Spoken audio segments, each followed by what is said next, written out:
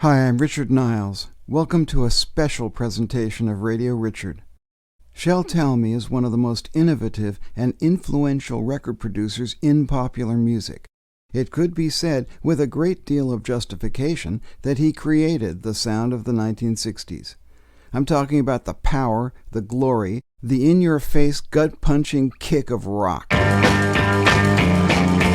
If you're lucky enough to meet Shel, the first thing that immediately hits you is that you're talking to a very clever man with a brain the size of Jupiter that got him on the Quiz Kids TV show as a kid.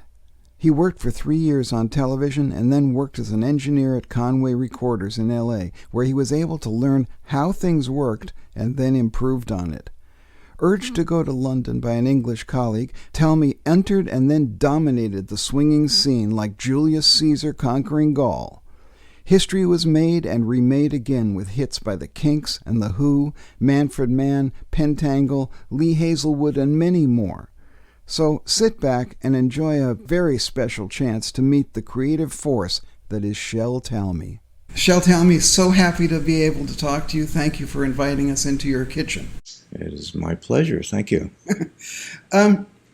The first question I'm going to ask you is just what kind of music you listened to as a kid that you really liked and that influenced you in terms of sound. As a kid, Yeah. Obviously, I'm old enough to listen to American Songbook. Right. And that's where I started and became aware of R&B. I think the first record that really impressed me was G by the Crows. And I kind of went on from there and started listening to everything I could. And at what point did you listen to the records and say, wow, how did they make those sounds?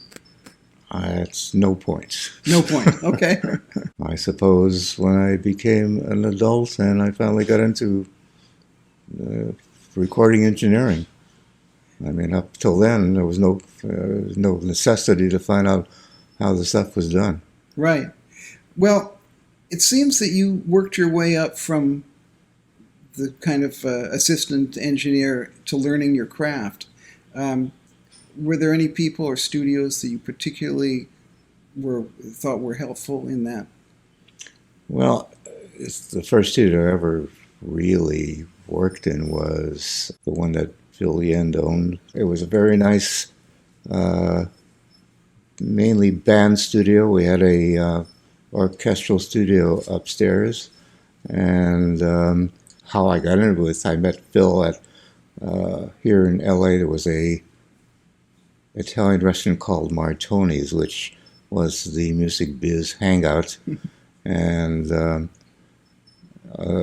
also other people that had anything to do with entertainment. And I had been working at ABC Television, so that kind of qualified me for hanging out there. I was there with a friend and met Phil.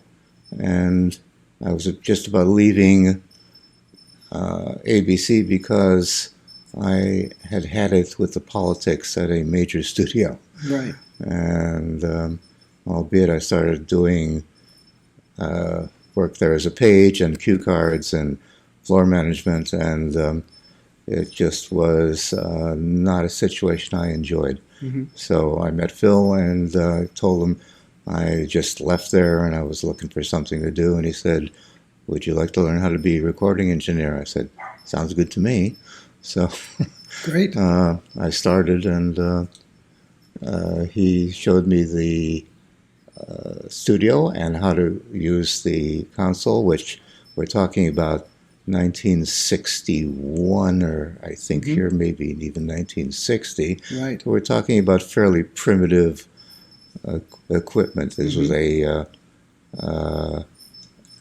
console with round pots instead of sliders, and I picked it up quickly because I do have this technical background, always have been technical.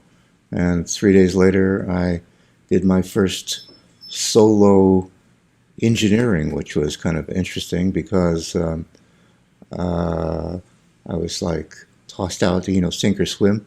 Right. And I got all the miking was fine. I had no problem with that. And the first thing I did was a jazz combo and got all the recording done really nicely. And everything was cool up until the time they they wanted a splice, which I had never done. Right. And in fact, at that point in time, Phil was doing freehand splicing with just a pair of scissors. Yeah. And so I must have lost about 10 pounds sweating off of that. I finally got it right. Yes. I mean, it became lots easier later when they had, equipment to put the tape into and all that kind of stuff. Yes, right. Yes. Okay. It didn't exist then. Right, of course. Yeah. So what strikes me is that you kind of developed really quickly. You went through the thing of assimilating the knowledge and kind of imitating what you had seen done before, but you quickly moved on to thinking of ideas of your own of how to record. Well, we were at a stage where rock and roll was just coming in, and blues had already been in, and R&B had already made some inroads, and the first thing that occurred to me is we're breaking new ground. I mean, anything we did was kind of new, so yes, I absolutely. I was thinking of ways to improve on, what was happening. And you were allowed to do that by the people you were working with. Yeah, well, Phil in particular was great. He was English, by the way, and he gave me lots of leeway to do lots of stuff, especially on downtime. I could go experiment, which I did a lot of. That leads me to the next thing, which is that you seem to have also had no trouble making the right contacts in the LA music scene.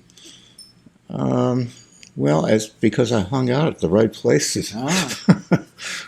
Besides Martoni's, there was PJ's, which is a major place. And I was very social. I was out most of the nights of the week and went to all the cool places. So, I made contacts. Now, it's interesting that my friend Steve Rowland probably was hanging out at the same places, but he says that the first time you really met was in England. We met in England. We never met in LA. And I never knew him at any of the places I hung out at, but he was mainly in Beverly Hills, and these places were not. Right, I see. Okay. So one of the things that really impresses me about your career is how businesslike you were, and I think that sort of sets you apart from a lot of the people who were working at the time. You were always very sensible about the business side. Well, it seemed only logical. I mean, you can't go into something and try to make it work unless you know something about it. Yes, but what I'm saying is you were very young. Yeah. I know when I was your age, I knew nothing about the business, really. I had to learn by doing. But you seem to have had a natural affinity for that. Is there a reason for that? I don't think so. My father was a dentist, a great dentist, and not a particularly good businessman. So probably if I got it from anybody, it was my mother. She was quite shrewd about stuff like that, albeit that she didn't have the education for it, but she picked up quickly. When you got to England, the story is famous about how you used some Beach Boys acetates in order to get yourself into Decca.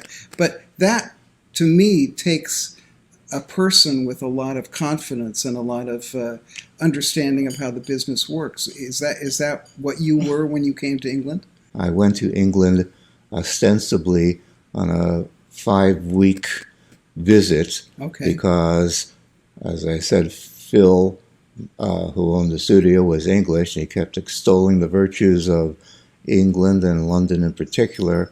I said, fine, okay, I'm going to go for 5 weeks and visit London, and I want to go to Paris and check it out and all that kind of stuff before life passed me by. I was like 21, 22, something like that. Exactly. And so I went, but I did take the precaution of trying to prepare myself as well as possible. And one of my very good friends was Nick Vinay, who was at Capitol A&R, one of the heads of A&R at Capitol, and from whom I got the Beach Boys and Lou Rawls acetates, because I told him I was going to London, and since I didn't have a whole lot of bread, it would be nice if I could earn some money there for a week or two. And he said, just take my answers and tell him you did them, because I didn't. I hadn't done anything. So I did. And I also took the precaution of asking my other friends in the biz here if they knew anybody in England. And I got some very good contacts, and one of which, who was the head of UA Publishing, and a very nice guy, made an appointment for me with Dick Rowe at Decca. And I walked in to see Dick, and I chose to be, as he would have expected, a brash American, because I figured, what the hell, I'm going back in 5 weeks anyhow, it doesn't really matter. And I did have a deal back here by that time with a record label. Okay. And so I basically walked in and said something to the effect, but not quite as bad as the way I'm going to describe it is, that arguably I'm the greatest thing since sliced bread was invented as a producer, and here's what I just did. Gave the 2 acetates of Lou Rawls and the Beach Boys. He played, and he said, "You start today."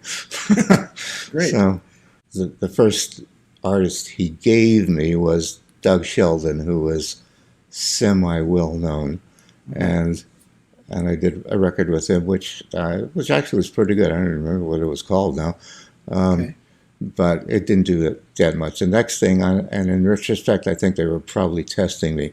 They gave me 3 harmonica players called the Bachelors. Oh, yes. And I had to had them up in my tiny flat that I had in Belgravia. Actually, it was in Belgrade, Chelsea, whatever the two, and it was wherever I was at that point.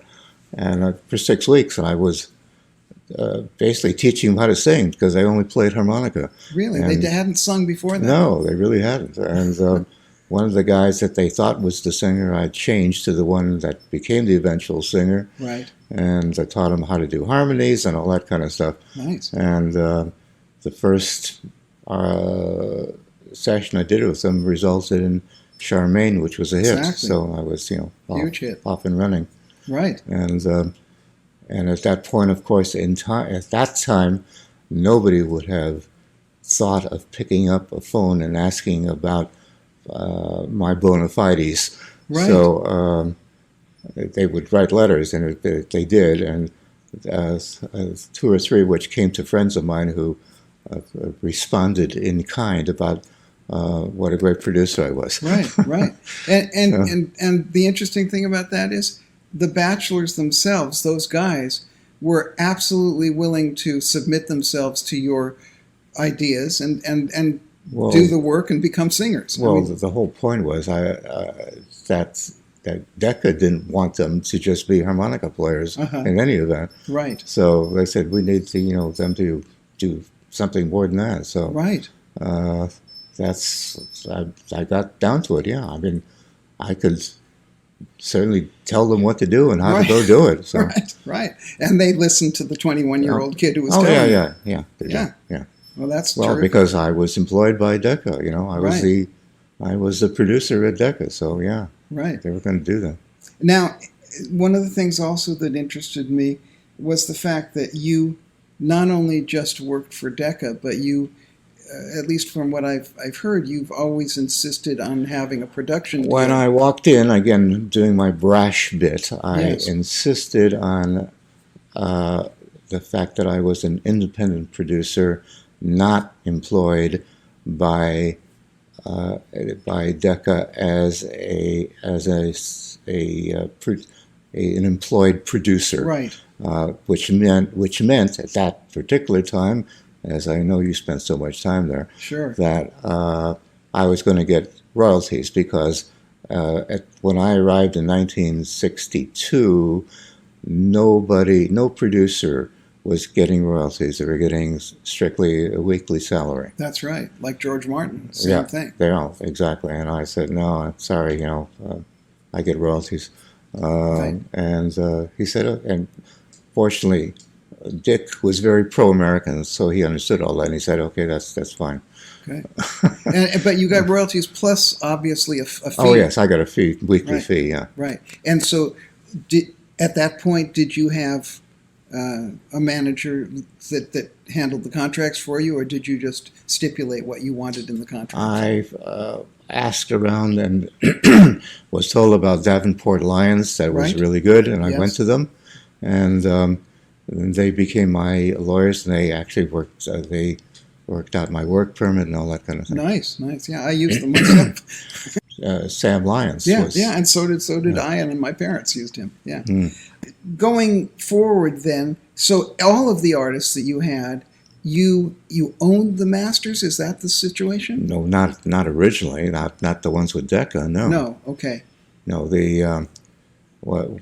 I was happy to be with Decca up until the time, because one of the duties I also was told that I should have, which is fine with me, is that I should go see if I can find other talent that they would like. Right. And I was happy to be out every night of the week anyhow, which was part of my thing to do. Yes. And I found both Manfred Mann and Georgie Fame, Right. brought them both in, did demos with them, Right. and was sure they were going to be signed, and both were rejected. And I thought to myself, I guess this is the time for me to do what I said I was going to do, was be an independent producer. Right, So right. the next act I found, which happened to be the Kinks, I took straight into Pie.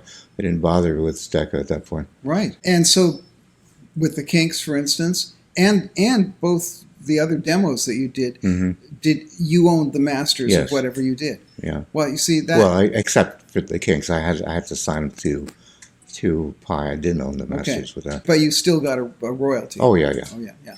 Well, you see, but all of that is interesting to me, maybe because I'm mercenary and because I'm such a bad businessman myself.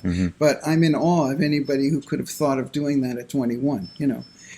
Well, I mean, I think I started from the absolute fact that I did not want to work for nothing. Right, yes, very true. And so I found out the way not to work for nothing. Right, and a great way it was.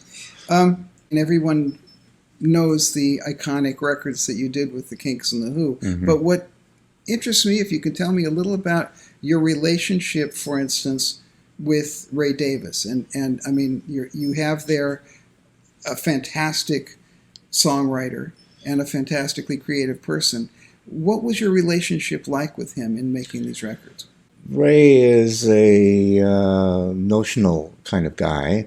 He's very, very talented, one of the great songwriters, without question. Everybody knows that.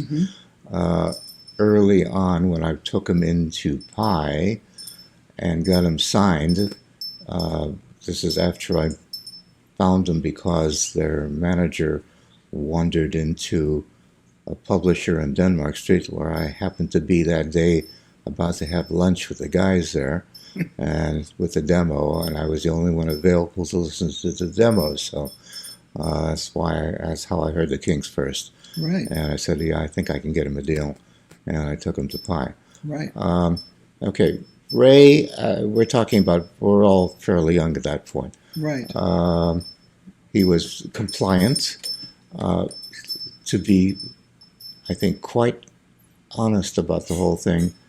Once we started, he was immediately, I think the proper word is, jealous of the fact that I was producing and that he wasn't. But however, he went along with it and he was fine. And he was very prolific, as I'm sure you know. Yes, indeed. And he could go away for an evening and come back the next day with like 6 or 10 songs already written. Amazing. And we'd go through the material. I was choosing the material. Right. And except for the first 4 things, I was, quote unquote, we were ordered by Pie to do. Right. One of which was Long Tall Sally, which was a big mistake, I thought. Right. And 3 other things that they found that they thought we should do. And of course, none of them really did anything. Right. So Ray got pissed off. And and so did I. And he came back with "You Really Got Me," Yes. And I heard about 6 bars. I said, "That's it. Okay, Right. don't have to go any further than here." Right. So this was the make or break session. We went in and did that, and the rest is, I suppose, is history. Yes, indeed. And that brings up another thing, which also I wrote a book about songwriting, so the subject interests me a lot. Now, you seem to have had a seriously accurate ability to choose the hits. You'd hear 10 songs and you'd say, okay, let's do this one and that one. Right. Did you have, if you were to give advice to a songwriter and say, okay, here are the elements you need to have in a song for a hit, what would those elements be? Well, I think I got to start answering this in an oblique fashion. Thank you. In that my ability to pick hit songs is not something that you can be taught. I think it's either something you can do or you can't do. And when I've explained this before, I kind of liken it to somebody who was born with the ability to wiggle their ears, which is something I can't do. Right. And a very few people can. Yes. I was apparently born with the ability to hear a song I thought was going to be a hit, and that was a hit. Right. Well, but I mean, for instance, if you heard a song like "You Really Got Me," Yeah. what would it be that you said? You said in the first few bars, you said this is a good one. What were the things that hit you? Was Okay, it well, riff? I think it probably goes back to I was certainly an avid listener to radio at the time, which was the only thing you could listen to avidly. Right. And there was, and all the stations were then starting to play rock and roll, which they started. And Right. so I knew all the songs, learned all the lyrics. When I heard a song I liked, it reflected what the public liked. So Right. that's when I kind of discovered that we were on the same page, Right. me and the public. Indeed. Indeed. And so it became easy when I heard a song. I said, I like it, so I'm gonna take a chance and say the public likes it too. It seems to me that both Pete Townsend and Ray Davis were social commentators, maybe not formalizing it in that way, but they actually were. They were the two best of their era, without question. Yes. And I wound up with both of them, which was I'd love to say brilliant on my part, but was extremely lucky. Yeah, well, luck is important, I guess, in all things. But it seems to me that they represent a style of songwriting or an idea of songwriting where the songwriter does comment on the world around them in a kind of socially conscious way. And it seems to me that pop songs today are not doing that. And there's a vast difference between the kind of things that... Well, I'm glad you said that. I mean, pop songs today, and I have said this repeatedly to various people, is tell me something that's in the charts that anybody's going to be humming 2 years from now. Mm-hmm. And there's always dead silence. Mm-hmm. There is not a whole lot of relativity in what I hear in the charts. There's lots of repetition, yes. And there's lots of so-called melody, which is not really much of a melody. Oh. And there is 2 generations of kids who think this is wonderful. Only now, recently, has music, as I think music is, starting to come back, and probably started by Billie Eilish and her brother, right? Because regardless of the fact that they're doing everything digitally, they still have melodies, and the music is actually very good. Indeed. And this being a copycat industry, others have started doing it, as with Thundercat and Tame Impala. Thank you. That's it. Thank you. Yeah. Thank you. They're both doing music, right? And I think lots of others have picked up on it. So it's looking better, but it's a very slow process. Right. I think there are. Who cares what I think? But I think there are some people in the sort of jazzier side who are doing some interesting things. Obviously, Jacob Collier and people like that. But in terms of pure pop, I think you're right. Yeah. But is there a reason why? I'm sort of interested also in the lyrical side. The social commentary thing is almost non-existent today. I would say actually non-existent. No, I think you're right. It certainly appears to either not exist or be neglected. Ray was the best social commentator for what was going on in England at the time he was writing. Exactly. Pete was more commenting about things that could be, and obviously with a much harder edge, which is what I enjoyed about that. Yes, indeed. And yet also, I mean, his kind of, for me, his Ray Davies song was "The Kids Are All Right," because it was quite of a sensitive, nice, gentle. Oh yeah, thing. No, he did occasional ones like that. "Sunny Afternoon" is right.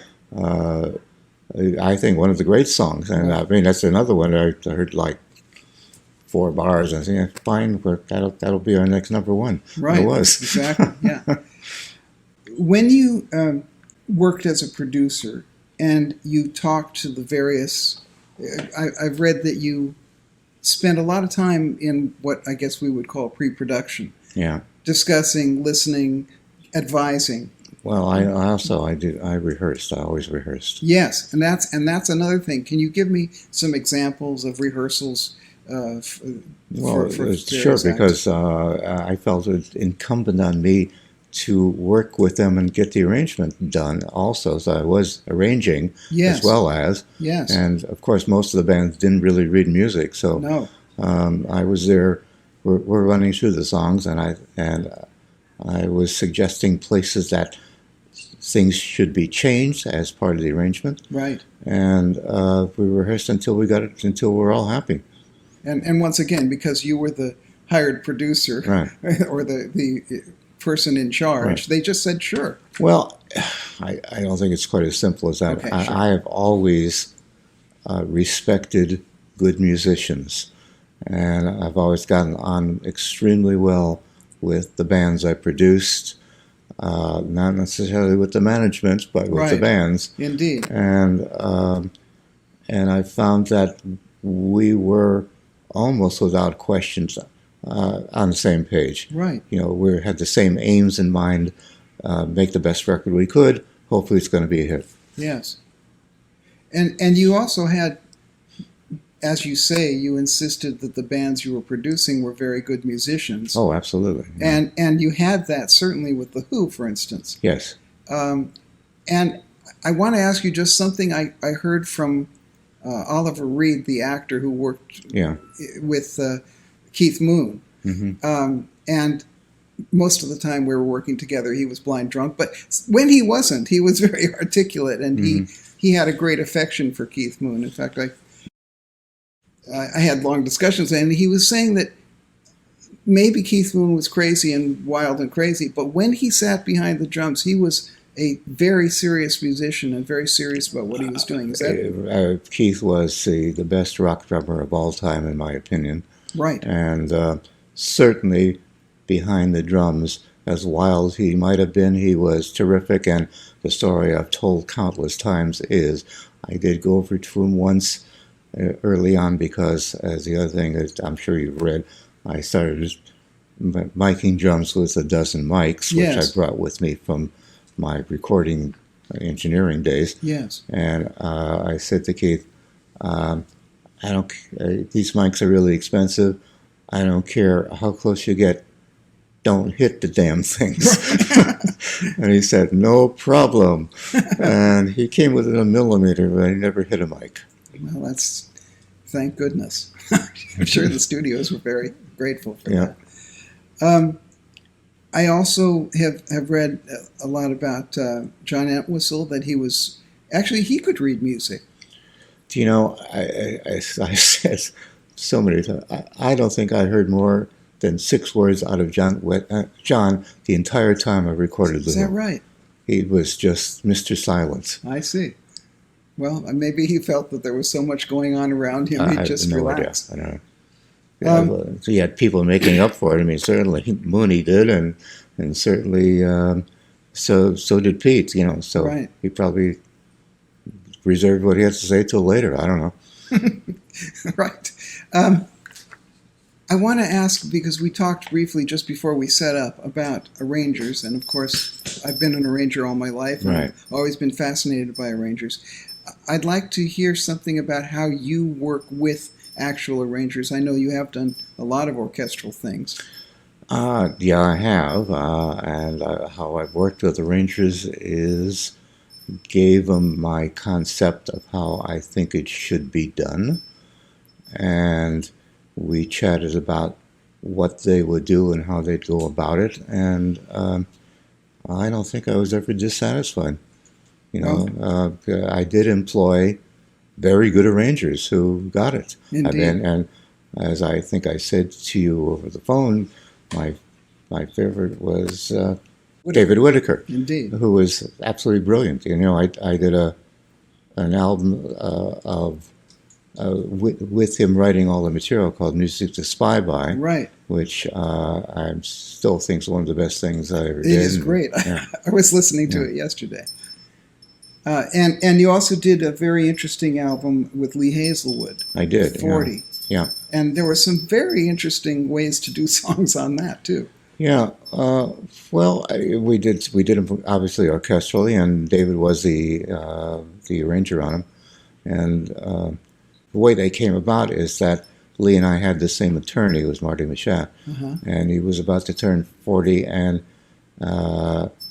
asked if I would like to produce the album for his 40th birthday, and with the proviso that I picked the songs, as opposed to him doing stuff he wrote or country songs or whatever. I said, yeah, okay, that's cool. I like the idea. Okay. And so I did it, picked the songs. And in retrospect, some of which I wish I hadn't picked, but generally speaking, I think they came out okay. And did you discuss with him in general, okay, I want to do this song as a rock song like that, and then you went to David Whittaker afterwards that we want to do this as an X song. Yeah. And the budget was there for me to use orchestral sections. So. Right. Did you have a specific size of orchestra that you were looking for that?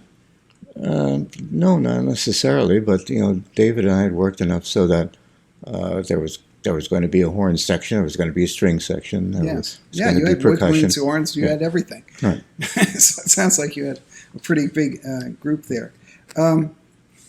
Did you ever work with Jack Nietzsche?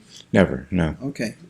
No, I knew Jack, and his name's a nice guy. I figured I can't understand anybody like him working with Phil Spector, but there you go. You can't win them all. Exactly.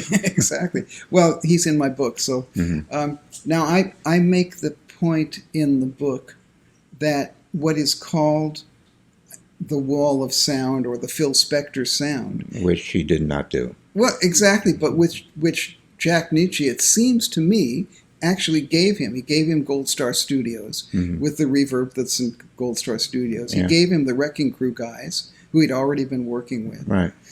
And Jack had already been using things like 2 and 3 drummers and 8 timpani players and huge choirs. Oh yeah, no question. Jack was a major influence on him, as were the 2 engineers at Gold Star. Right. I mean, they basically worked out how to do the so-called wall of sound that he took credit for. Right.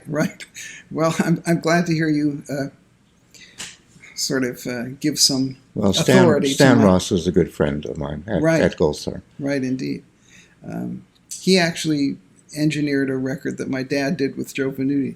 Oh yeah. So at Gold Star. So that was kind of an interesting thing. Well, that is the first record I ever did was at Gold Star. I did a song I wrote called "Sooner Not a Saint" with Trinity Lopez, and I did it at Gold Star. That was my first real introduction into production.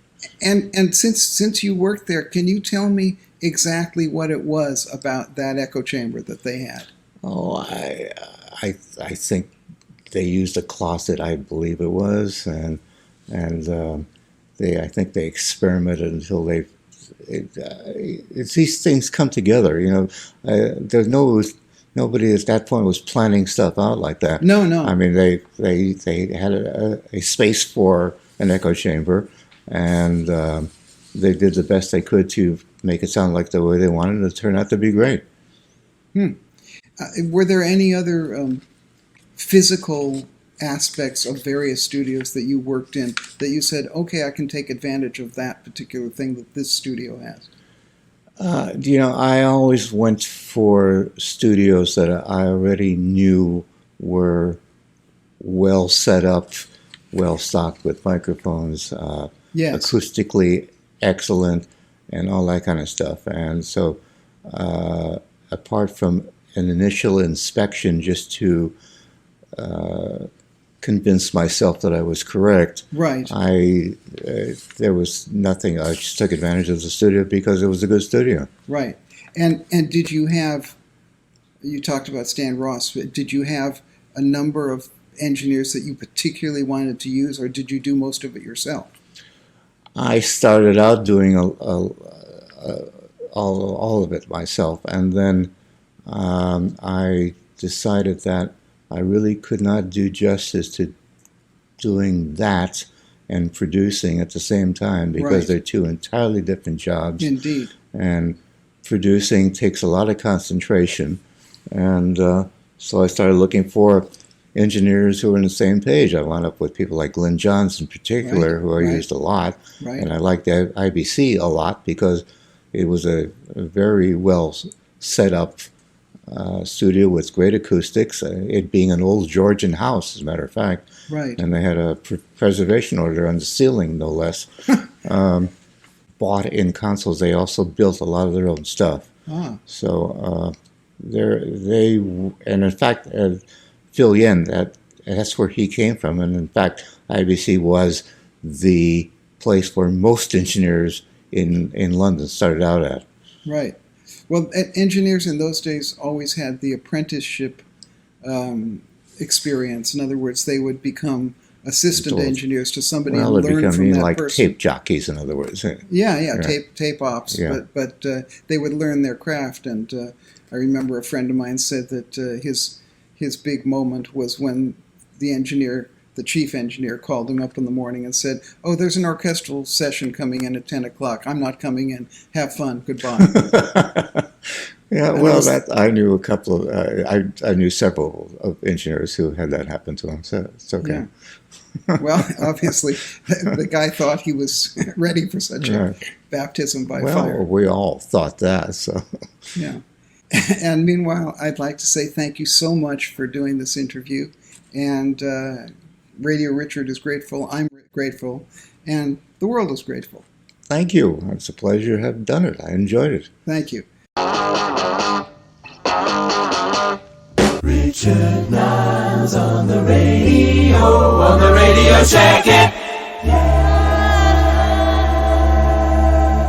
Hi, I'm Richard Niles, here to tell you that my podcast and YouTube channel, Radio Richard, is not for kids. You've been warned. Kids really shouldn't check it out. Okay, unless those kids want to hear interviews with some of the most successful and respected musicians in rock, jazz, R&B, and pop. Okay, artists like Pat Metheny, Randy Brecker, and Mike Stern explaining how they changed the face of jazz. Or I suppose some teenagers might like to hear Michael McDonald or Richard Carpenter of the Carpenters or even Barry Manilow talk about their songwriting and production. And maybe there are a few youngsters who might be interested in Motown and want to hear how arranger David Vanderpit helped Marvin Gaye make What's Going On. Or maybe, just maybe, a few of these kids might want to hear my interview with award-winning actor Gary Sinise. And okay, I suppose there are some people who might enjoy the great musical performances we have on Radio Richard, like the Yellow Jackets, Bob James, Jay Azzolina, the Free Play Duo, and multi-Grammy-winning guitarist Lawrence Juber. Well, okay, those few people should subscribe for free so they don't miss any of that. But apart from those people, Radio Richard is not for kids. Just stay away. Radio Richard. Far, far away. Thank you. Radio Richard.